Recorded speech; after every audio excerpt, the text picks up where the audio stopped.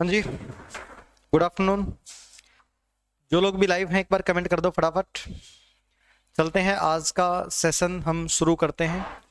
आज की वीडियो देखिएगा जरा। पिछली क्लास में हम लोगों ने पढ़ा था कि कांग्रेस की स्थापना के बाद ये 3 चरण स्थापित हो गए। पहले हम पढ़ते हैं उदारवादी चरण। देखिएगा जी, उदारवादी चरण। उदारवादी चरण में 1885 से लेके 1905 तक केवल और केवल कांग्रेस हर दिसंबर के महीने में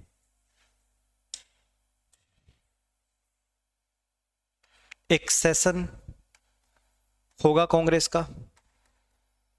उस सेशन में किसी एक बंदे को कांग्रेस का प्रेसिडेंट बनाएंगे। यानी कि शुरू के 20 साल तो यही चला बस। और उस सेशन में एक प्रस्ताव तैयार किया जाएगा।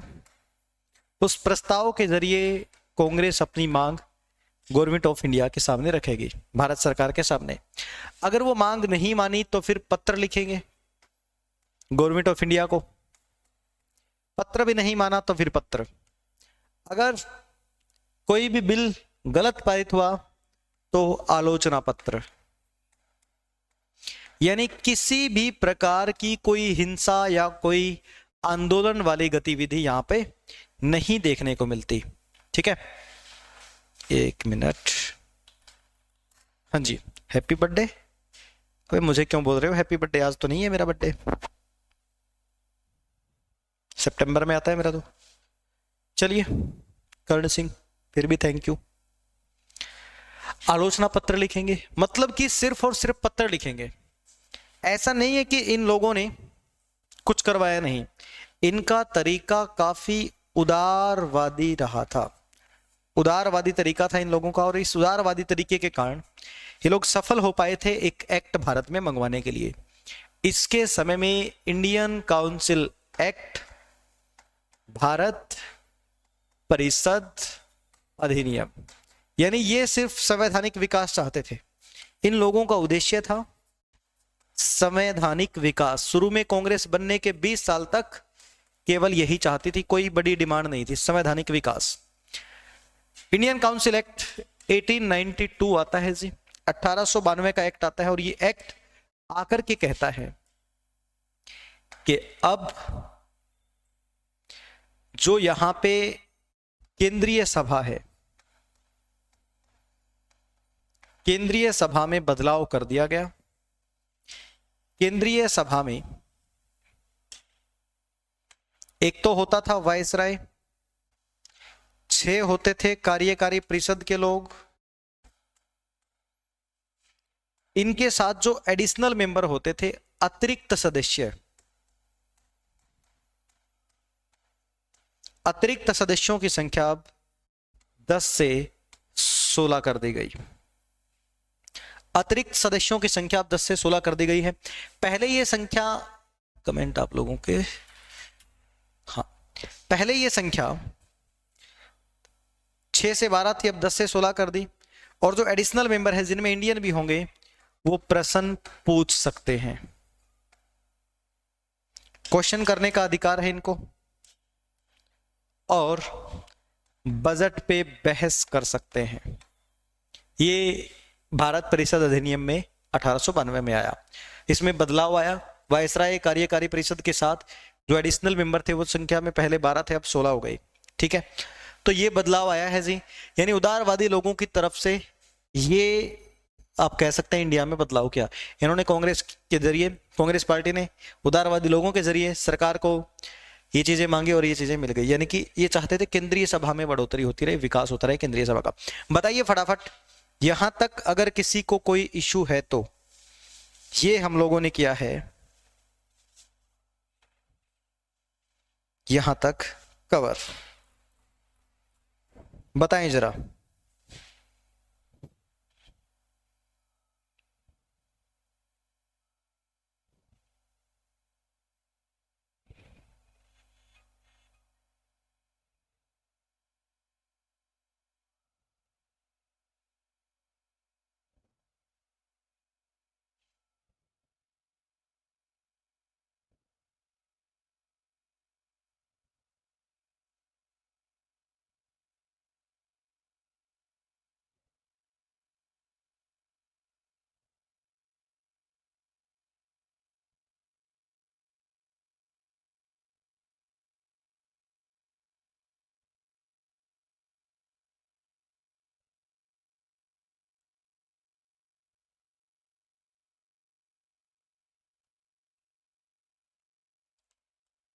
सही है ना जी। अच्छा एक बार क्लास नंबर बताना कौन सी है, क्लास नंबर कौन सी है ये। साथ में ये आप लोगों की आईडी दिखा रहा है इसमें, ID number.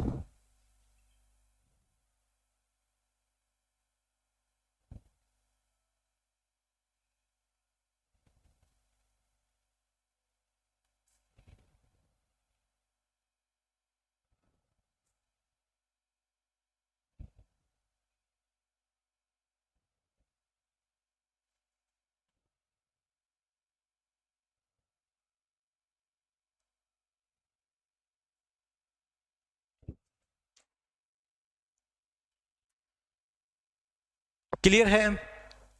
31वीं class. Okay okay. Karan Singh का है जी हैप्पी बर्थडे। करण सिंह को सभी बर्थडे विश करें, हैप्पी बर्थडे करण सिंह। अब देखिए उग्रवादी चरण यानी कि शुरू के 20 साल तक कोई बड़ी चीजें नहीं होती, कांग्रेस सिर्फ लेटर लिखने पे रह जाती है। अब आता है उग्रवादी चरण, थोड़ी बहुत आंदोलन वगैरह शुरू हो जाएंगे। देखें जरा,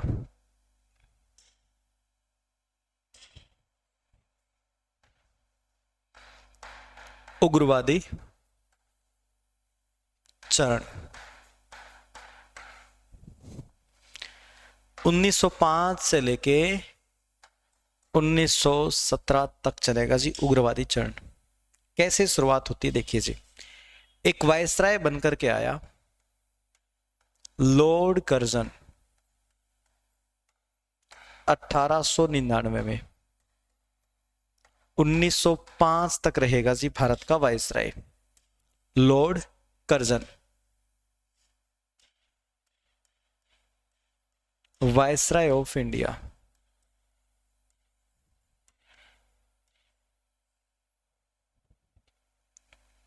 लॉर्ड कर्जन भारत में कुछ प्रशासनिक कार्यों पे काम करता है, सिंचाई आयोग,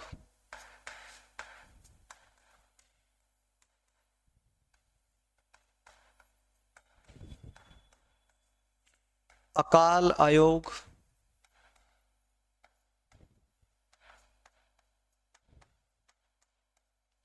पुरातत्व आयोग,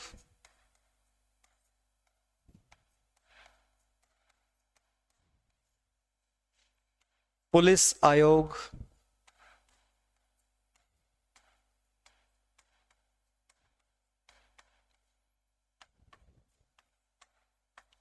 विश्वविद्यालय आयोग।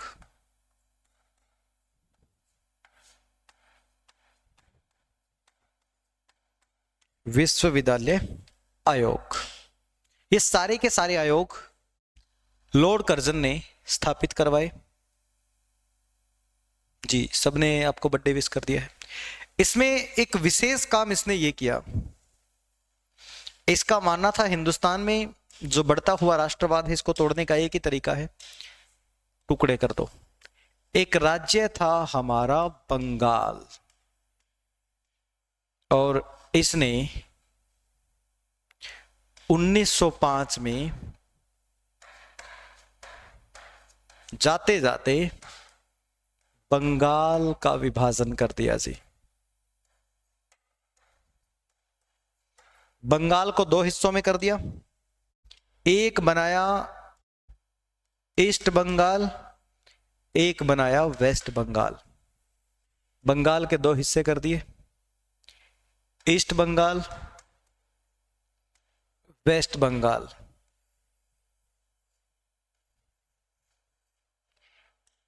ईस्ट बंगाल की राजधानी होगी कलकत्ता, वेस्ट बंगाल की राजधानी होगी ढाका।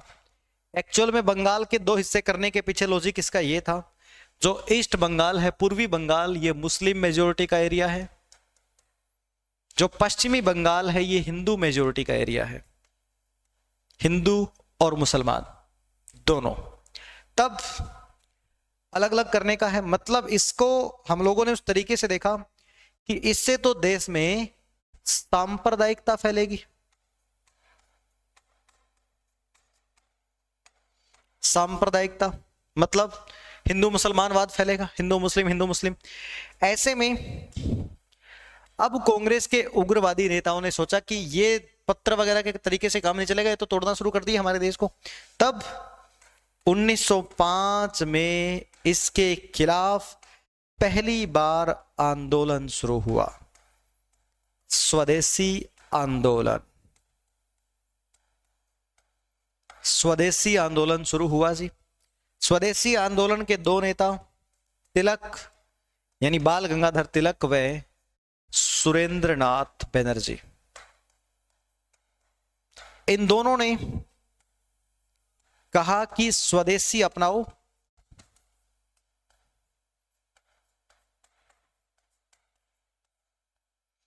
और विदेशी सामान का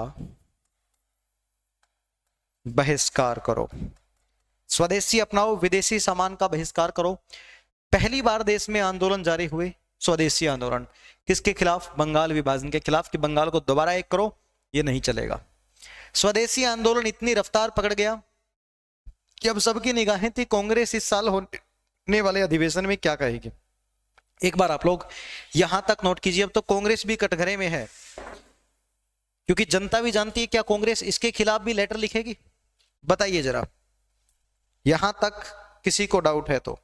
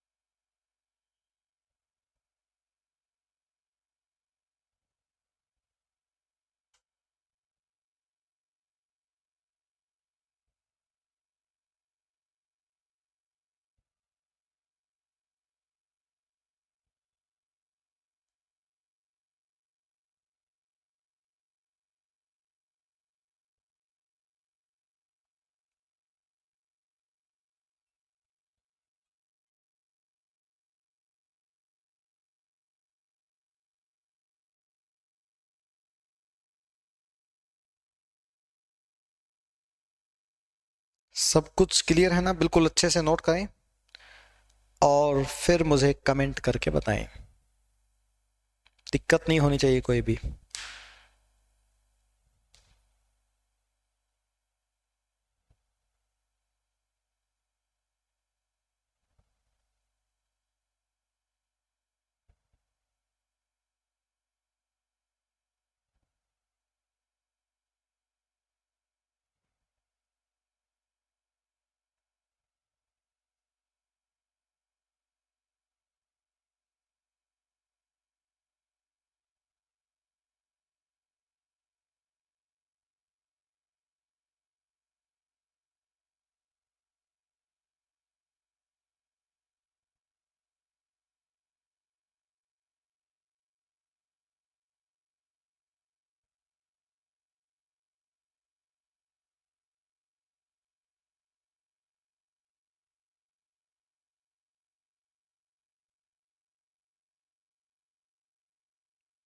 वेरी गुड।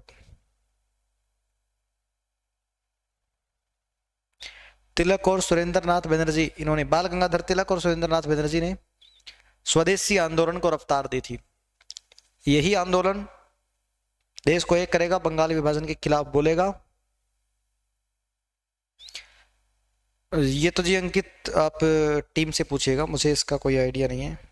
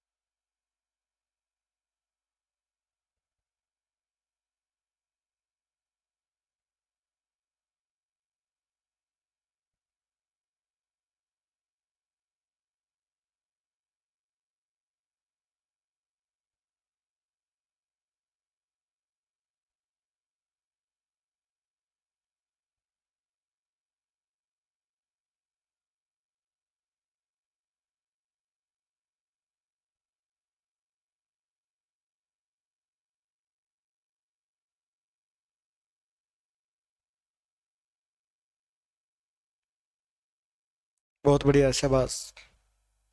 हाँ, लिखिए ये सारी चीजें इसकी, और फिर हम आगे चलते हैं। क्लियर है?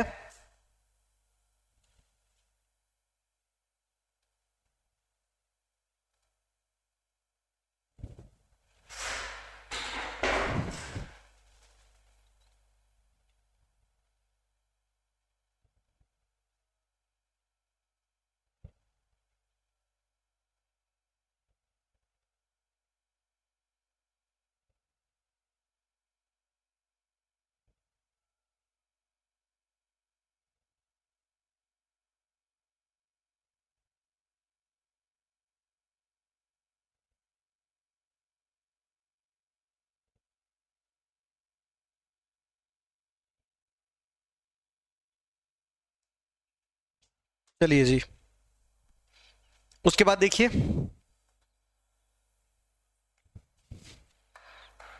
1905 में कांग्रेस का बनारस में अधिवेशन होता है, उसी साल दिसंबर के महीने में।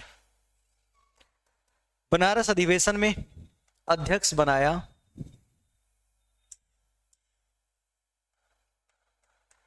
गोपाल कृष्ण गोखले।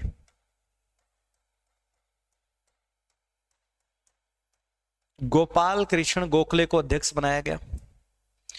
इस अधिवेशन में उदारवादी शामिल हुए, जिनकी संख्या ज्यादा है, और उग्रवादी शामिल हुए। इसमें गोपाल कृष्ण गोखले ने स्वदेशी आंदोलन को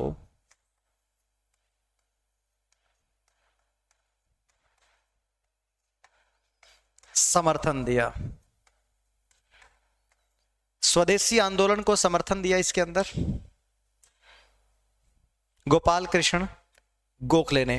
ठीक है, यानी फॉर्मल वे में इसका समर्थन दिया, लेकिन कोई बड़ा काम नहीं किया, इसके खिलाफ कोई आंदोलन कुछ भी नहीं किया। तो उग्रवादी नेताओं ने कहा हमें अध्यक्ष बनाओ। अगले साल जब 1906 में कांग्रेस का कलकत्ता अधिवेशन हुआ, तो कलकत्ता अधिवेशन में दादा भाई नौरोजी को अध्यक्ष बना दिया।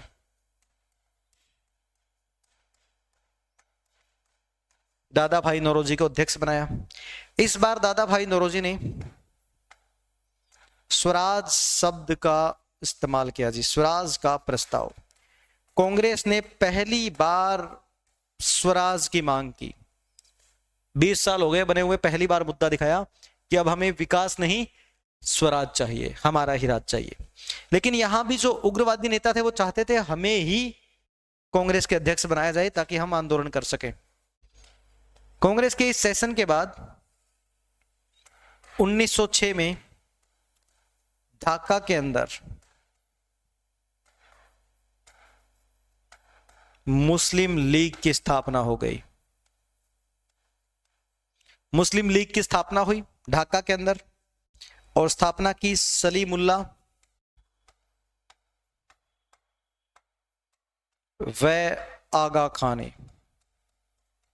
मुस्लिम लीग की स्थापना हो गई जी ढाका के अंदर 1906 में, इस सेशन के बाद। यानी मुसलमानों के लिए एक संगठन भी बन गया। पहले मुसलमानों को अलग राज्य मिला, अब संगठन मिल गया। अब सबकी निगाहें अगले साल के अधिवेशन पे थी 1907 में, आखिर क्या उग्रवादी नेताओं को अध्यक्ष बनाया जाएगा?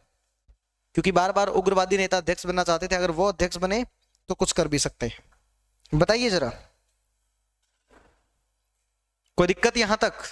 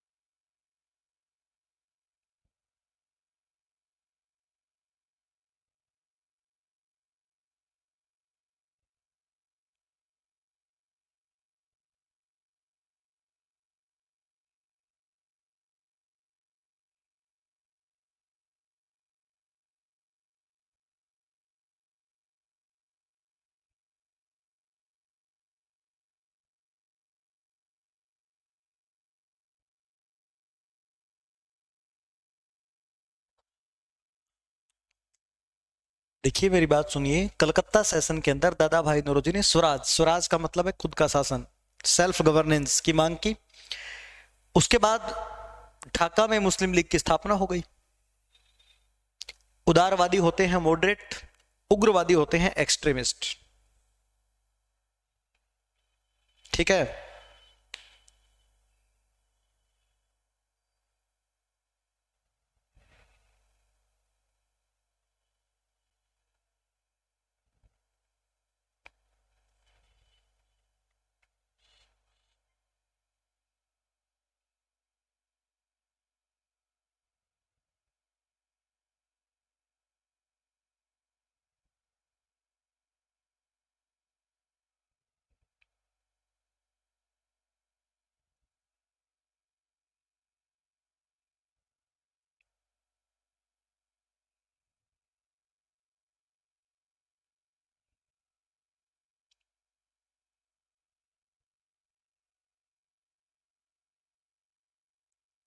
तो एक्सप्लेन कर तो दिया। कलकत्ता सेशन इन सब को मैं क्या बोलूं इंग्लिश में, बताओ।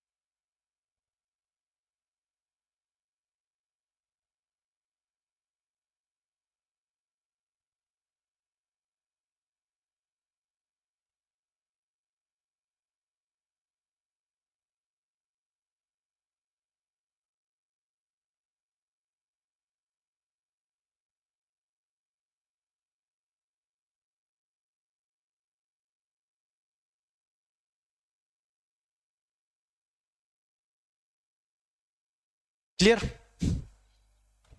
चलिए आगे। उसके बाद देखिए जी, कांग्रेस का 1907 में सूरत अधिवेशन होता है, सूरत में सेशन होता है। इस सूरत सेशन में कांग्रेस के दोनों प्रकार के नेता, मॉडरेट यानी उदारवादी, एक्सट्रीमिस्ट यानी उग्रवादी, संख्या में कम थे, सब पहुंच गए। उदारवादी नेताओं में जैसे मैं नाम लिखूं, दादा भाई नौरोजी, फिरोज शाह मेहता,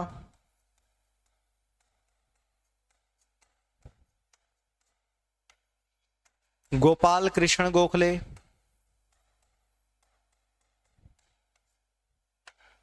मदन मोहन मालवीय,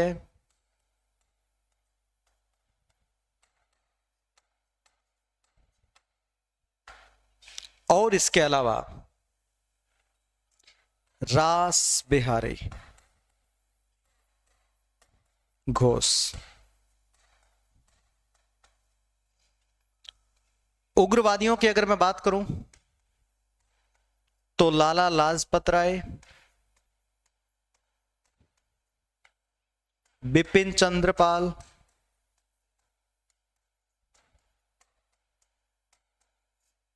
और बाल गंगाधर तिलक।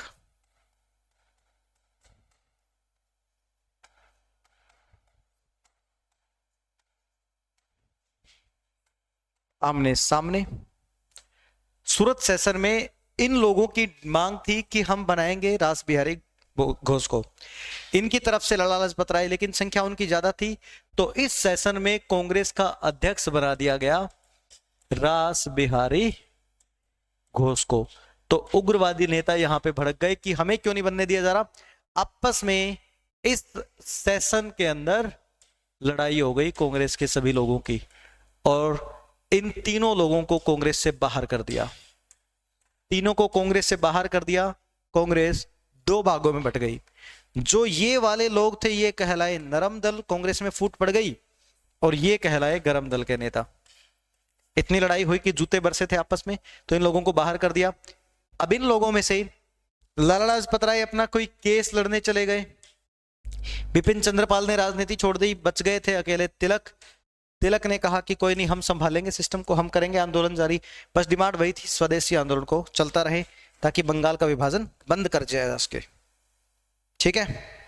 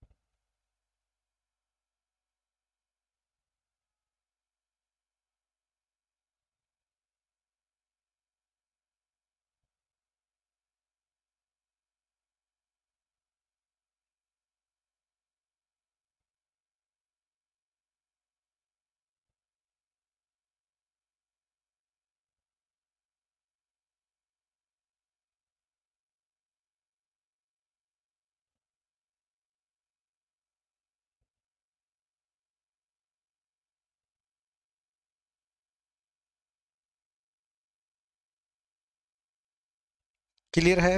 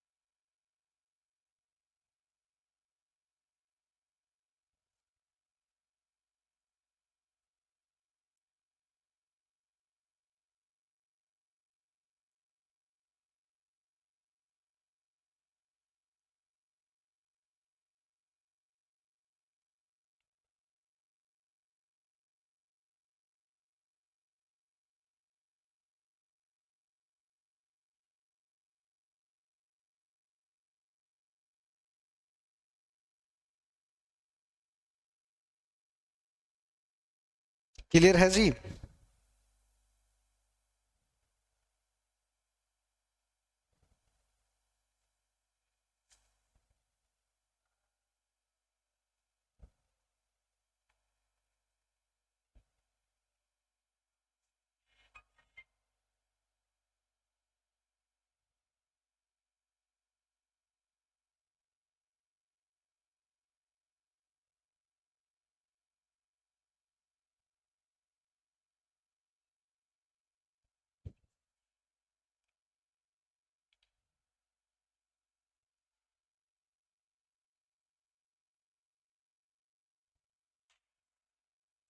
बताइए जरा।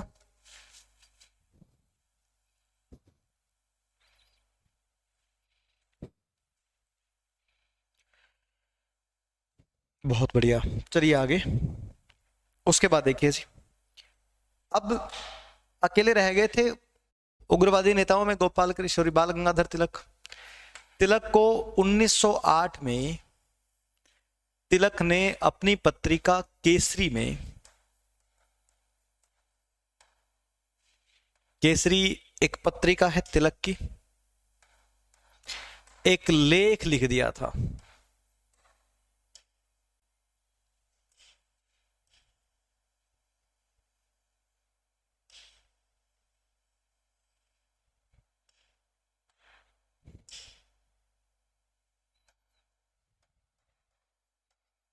भारत की दुर्दशा।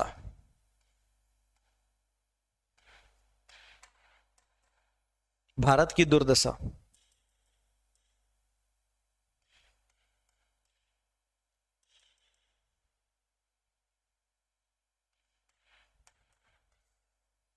भारत की दुर्दशा एक लेख लिखा, और इस लेख में अंग्रेजों की बुराई कर दी। तब तिलक को इस लेख के चलते धारा 124 ए के तहत अरेस्ट कर लिया गया। और 6 साल की सजा हुई। तिलक को 6 साल की सजा हुई। तिलक को रखा गया मांडले जेल रंगून में। और अब पूरी मार्केट पे होल्ड था उदारवादी नेताओं का। उदारवादी नेता आंदोलन का समर्थन इसलिए नहीं करते थे, फॉर्मल वे में तो किया था, क्योंकि वो चाहते थे संवैधानिक विकास हो। जैसे 1892 में एक एक्ट आया था, ऐसे ही 1909 में भी एक्ट आने वाला था। अगर आंदोलन कर देंगे तो एक्ट में कुछ नहीं मिलेगा। अब कम से कम संख्या तो बढ़ जाएगी हमारे लोगों की, हमारे लोग पार्लियामेंट में तो बैठेंगे। अब देखते हैं 1909 का जो रिफॉर्म आएगा। ये तिलक को सजा हो गई जी इस लेख के कारण। बताइए यहां तक।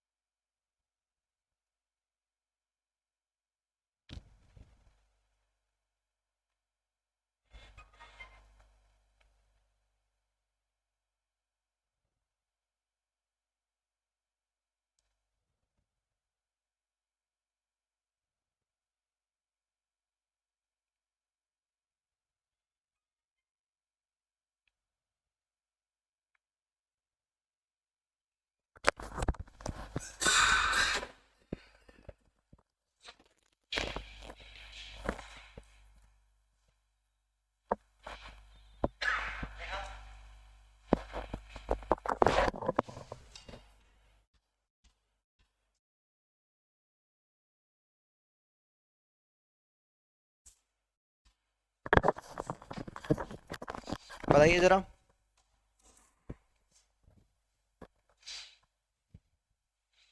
अच्छे से कीजिए नोट। अब देखेंगे 1909 का जो रिफॉर्म भारत में आएगा।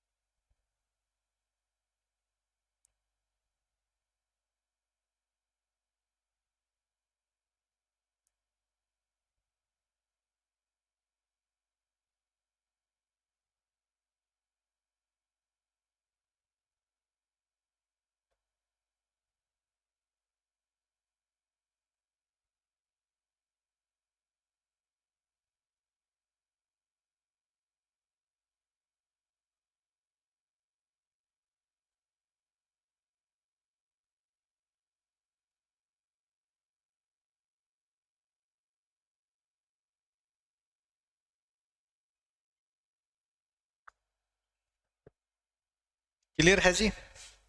चलिए अब देखिए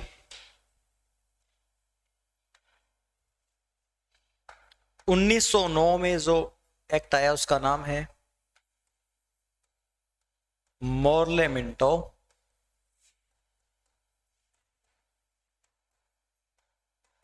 रिफॉर्म।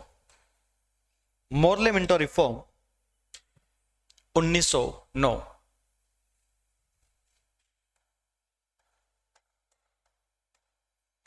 मार्ले मिंटो सुधार।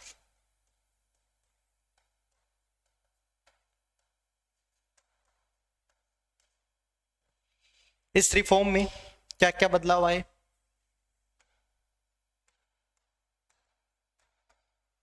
Control of government of India में कोई चेंज? गवर्नमेंट ऑफ इंडिया में कोई चेंज? और केंद्रीय सभा, ये देखना है जी। इस रिफॉर्म के तहत control of government of India same Bharat सचिव के हाथ में रहा, इसमें कोई चेंज नहीं। प्लस भारत परिषद कहां पर थे? ये ब्रिटेन में थे, जिसके 15 मेंबर होंगे। गवर्नमेंट ऑफ इंडिया एक वायसराय होगा, प्लस कार्यकारी परिषद होगी। कार्यकारी परिषद के अंदर 6 मेंबर हुआ करते थे, अब होंगे 5+1, यानी एक भारतीय को ऐड कर लिया गया। और वो पहले भारतीय बने थे सत्येंद्र सिन्हा।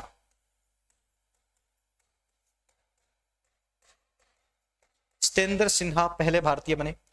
केंद्रीय सभा में बदलाव, बिल्कुल बदलाव जी। केंद्रीय सभा में वायसराय और 6 मेंबर तो हैं ही, कार्यकारी परिषद के लोग। अब इनमें क्या हो गया है, इन 6 में से एक इंडियन हो गया, ठीक है, एक इंडियन हो गया, ये वायसराय है ही। प्लस जो एक्स्ट्रा मेंबर होते थे अब वो 16 से 60 हो गए, 16 से 60। और इन 60 मेंबर में 5 सीटें मुसलमानों के लिए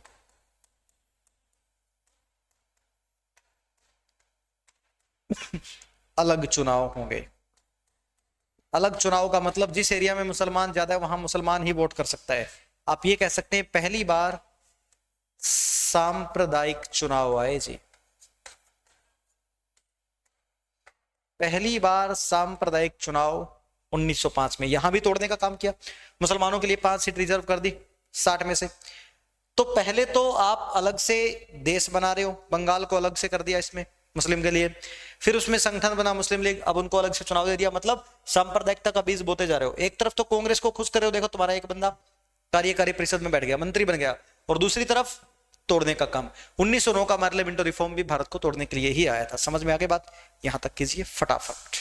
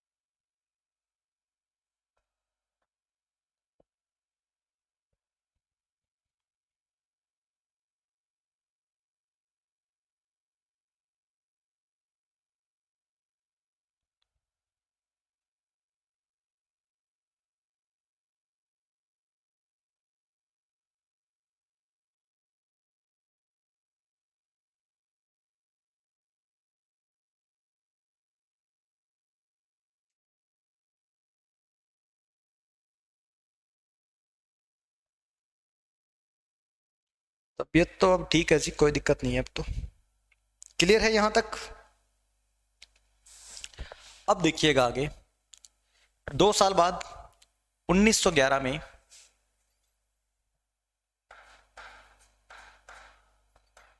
दिल्ली दरबार लगवाया जाता है। दिल्ली दरबार,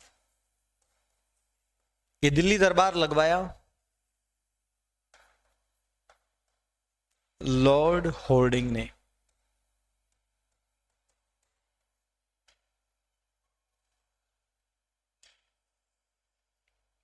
लॉर्ड होर्डिंग ने दिल्ली दरबार लगवाया जी। दिल्ली दरबार में ब्रिटेन के राजा जॉर्ज पंचम,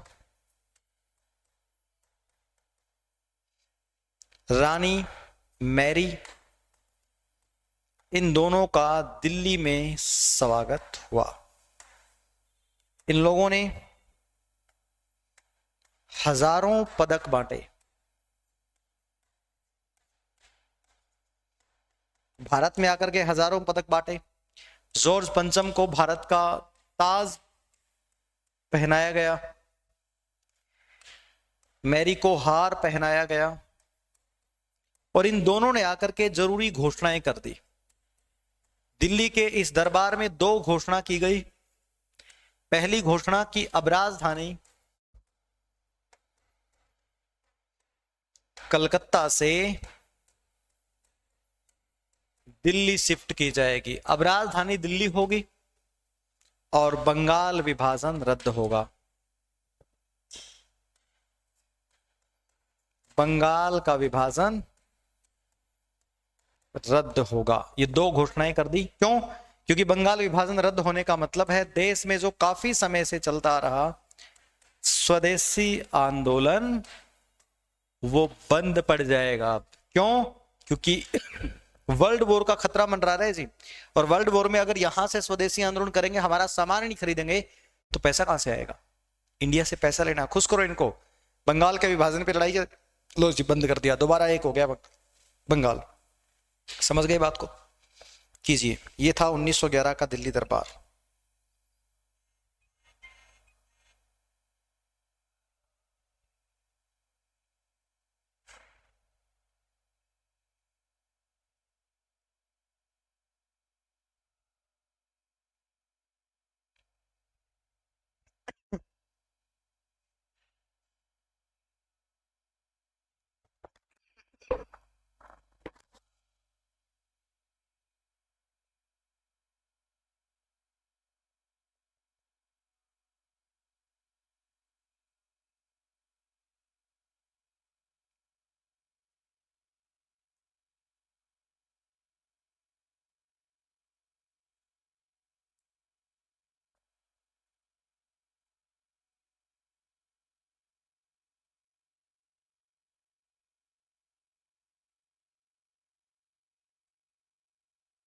क्लियर है?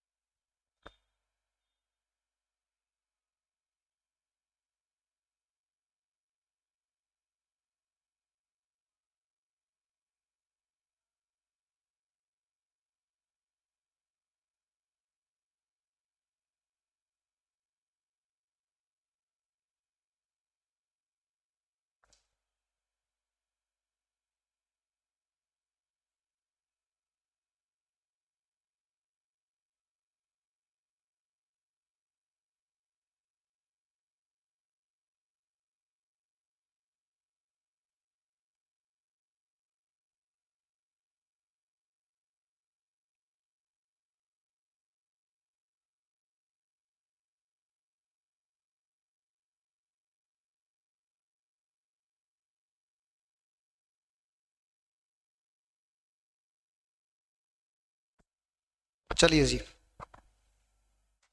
उसके बाद ध्यान से सुनना, 1914 में पहला विश्व युद्ध शुरू हो जाता है। 1914 में पहला विश्व युद्ध शुरू हुआ। इस विश्व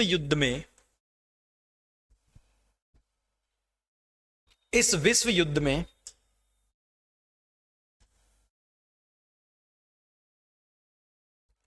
अंग्रेजों को सहायता मांगेंगे, चाहिएगी। अंग्रेज सहायता मांग रहे हैं इंडिया से, और इंडिया से सहायता दे देंगे हम। कैसी सहायता? कि भाई ब्रिटिश सामान खरीदो, लड़ाई चल रही है, हमें जरूरत है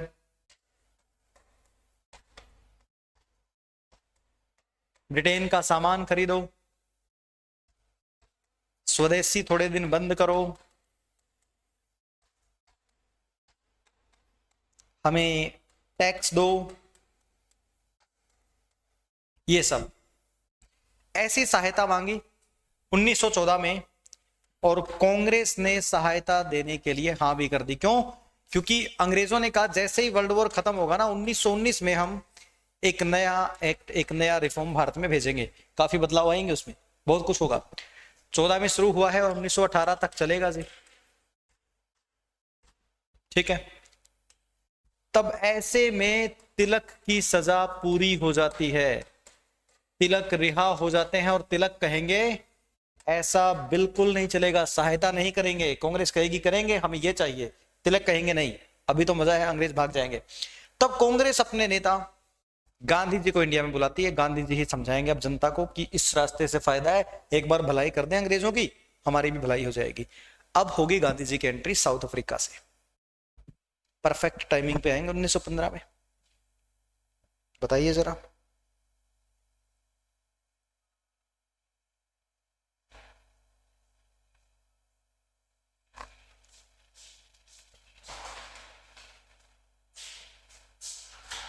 बताओ।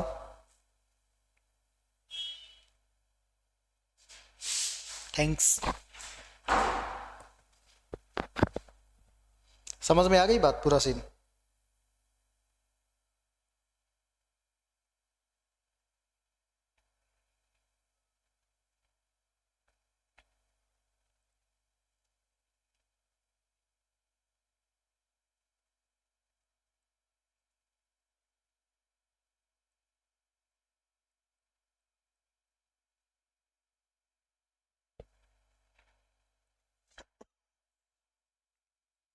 बताइए किसी को भी अगर कोई दिक्कत हो तो। यहां तक आज हमने काफी चीजें कवर कर ली है, देखो इतने दिन की छुट्टी लगी है ना, इसका मतलब हमने पढ़ बहुत लिया आज।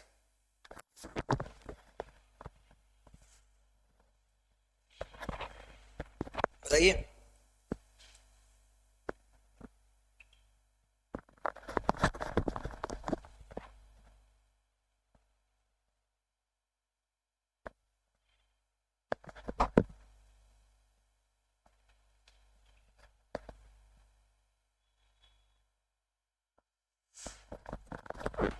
अच्छा ये बताओ, सुबह क्लास ले लूं कल?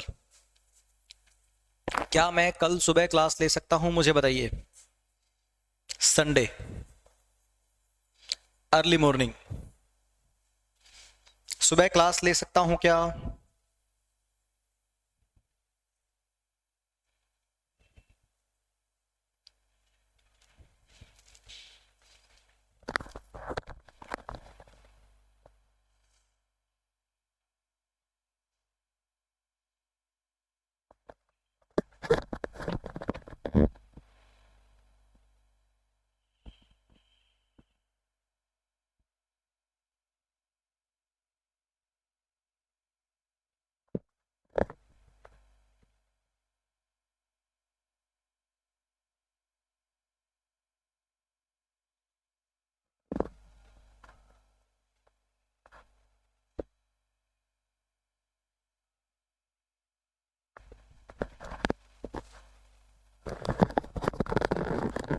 कोई दिक्कत नहीं है, तो हो सकता है सुबह मैं क्लास ले लूं।